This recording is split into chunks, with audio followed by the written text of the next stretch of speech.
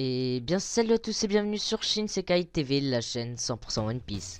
Au programme aujourd'hui la review du film One Piece Gold, un film tout bonnement génial. Après l'avoir revisionné, je vais essayer de vous faire la review de ce film.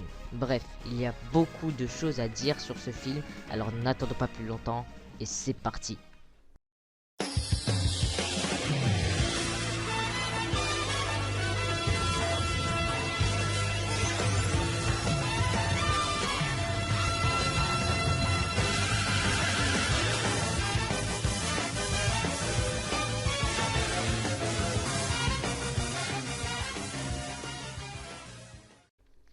Tout d'abord, commençons par parler de l'intrigue principale. Bon, l'histoire se passe à Grand Tetsuro. Grand Tetsuro qui est le navire de Gildo Tetsuro dont on reviendra plus tard dans la review. Donc c'est un casino géant qui est également un navire qui est reconnu par le gouvernement mondial comme une nation indépendante. Donc comme je vous l'ai dit, c'est un casino et donc ici les gens viennent pour jouer. C'est une ville également, donc on voit bien que le navire est immense, donc pour que ça soit une ville. Il y a beaucoup de choses qui vont se passer ici parce que les Mugiwara vont venir à la base pour s'amuser, mais ça ne va pas finir comme ils l'auraient prévu et il y aura des retournements de situation. Ils devront donc récupérer Zoro, donc le sauver d'une exécution publique, donc c'est un enjeu énorme pour l'équipage. Ils devront pour cela donc rembourser la dette qu'ils doivent à Gildo Tetsuro qui les a piégés durant leur détente. Ils ont donc été piégés par l'équipe de Gildo Tetsuro dont on reparlera également par la suite. Bref, un film un peu plus moderne et bien animé, donc au niveau de l'intensité, donc il était bien intense et on ne s'est pas ennuyé une seconde. Maintenant parlons un peu plus des personnages de ce film. On va déjà parler des Mugiwara.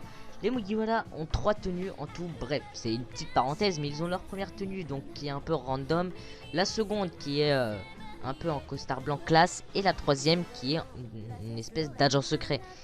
Bref, c'était juste une petite parenthèse, hein, mais rien de bien spécial. Donc les personnages principaux qui vont être mis en avant dans ce film sont donc Luffy, Nami, Luffy et Nami d'une part parce que Nami est généralement mise en avant dans tous les films.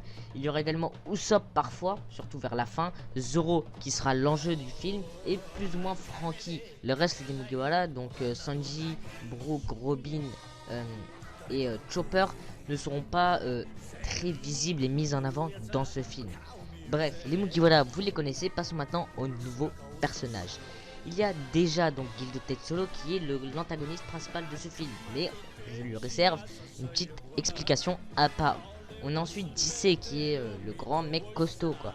Et lui il n'est pas indispensable parce qu'en fait il sert presque à rien à part de force et pour renforcer l'équipage de Tetsuro. Ensuite on a Bakara qui est un peu la secrétaire de l'île, la secrétaire de Tetsuro, mais qui est également un personnage qui n'est pas puissant mais qui a un fruit de la chance. Voilà, c'est un peu le fruit de la chance qu'elle a. Elle peut prendre et donner de la chance comme elle le veut. Et ça reste un personnage très intéressant. Ensuite on a l'agent de sécurité qui se nomme Tanaka, qui pour sa part a le fruit de traverser les murs et de faire traverser avec lui toutes les choses. Et en fait il peut traverser toutes les choses inanimées qui ne sont pas vivantes. Donc il peut pas traverser un homme, mais il peut faire traverser des gens avec lui. Il suffit d'un contact pour cela.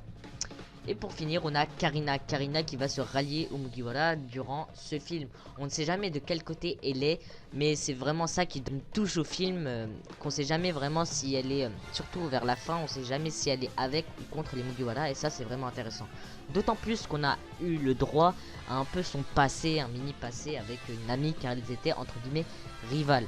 Et je profite de cela pour dire qu'il y a eu une espèce de petit film, c'est pas vraiment un film, un épisode spécial, voilà, qui s'intitule Heart of Gold pour introduire ce film Gold où on a un peu pour mieux comprendre le personnage de Karina, etc.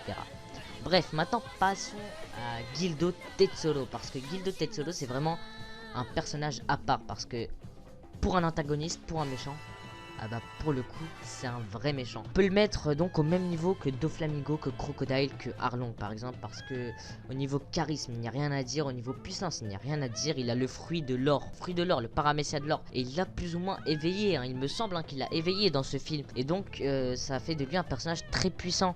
Et on voit très bien que que ce n'est pas n'importe qui est très influent dans le monde de One Piece, et ça fait de lui vraiment, comme je l'ai dit, un antagoniste parfait.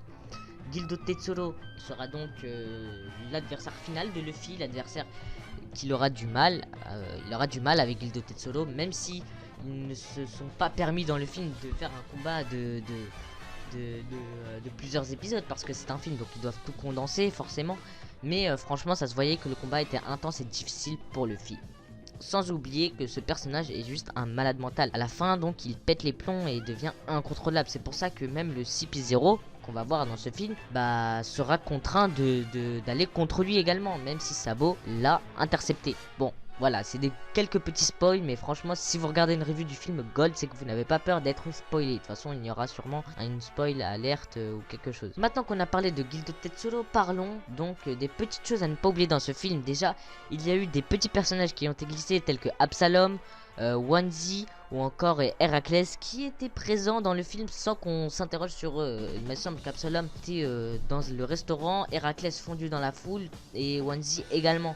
Donc ça se voit que Oda a travaillé sur ce film, parce que je ne pense pas que les animateurs et les studios d'animation auraient pensé à glisser des personnages comme ça. Ça se voit que c'est Oda qui aime bien faire ça, hein, finalement, mettre des personnages comme des personnages secondaires comme eux dans des petites scènes comme ça, des petites scénettes, et c'est vraiment cool de les revoir même comme ça. Franchement, j'ai trouvé ça génial. Ensuite, il y a une chose dont je n'ai pas parlé, c'est la musique de ce film. La musique, enfin les musiques plutôt, sont juste excellentes. Les OST sont magnifiques. Franchement, je ne sais pas, vous dites-moi en commentaire s'ils vous ont plu. En tout cas, moi, je les ai adorés. D'ailleurs, normalement, c'est l'OST du film qui est en fond de cette vidéo. Maintenant qu'on a fini les petits à ne pas oublier, parlons donc des problèmes, enfin du problème majeur de ce film. Le problème majeur de ce film, c'est la chronologie. Et oui, normalement, c'est la suite directe de l'arc de Dressrosa et donc de Sanji. Donc Sanji, Nami, Brook, Chopper, Momo, etc., ne devraient pas être présents dans ce film. C'est tout bête, mais c'est ça. Si pour que l'histoire rentre dans la chronologie de One Piece, bah il faut pas qu'il soit présent. Et si on voulait faire rentrer et donc coïncider ce film dans la chronologie de One Piece, ce serait après l'arc de Wano Kuni, une fois que l'équipage se sera réuni. Mais encore là, c'est inconcevable, puisque on nous dit qu'ils viennent de faire tomber Doflamingo, et on a un aperçu de leur prime, notamment celle de Zoro qui a 320 millions. Et je pense quand même que après l'arc de Big Mom et après l'arc de Kaido, la prime des Mugiwara va augmenter. Donc voilà, ce film ne rentre pas dans la chronologie de One Piece. Mais après, donc c'est totalement un film canon à l'intrigue et à l'œuvre principale. Parce qu'on a quand même vu que le film Z et Strongward ont pu s'intercaler comme ça dans One Piece. Mais là, en tout cas, pour ça, c'est un HS complet. Cela dit, passons maintenant à la petite rubrique fan service, parce que il y en a dans ce film. Bah, un film One Piece, c'est du fan service pur et dur, hein, parce que pour faire un film, c'est juste pour plaire aux fans.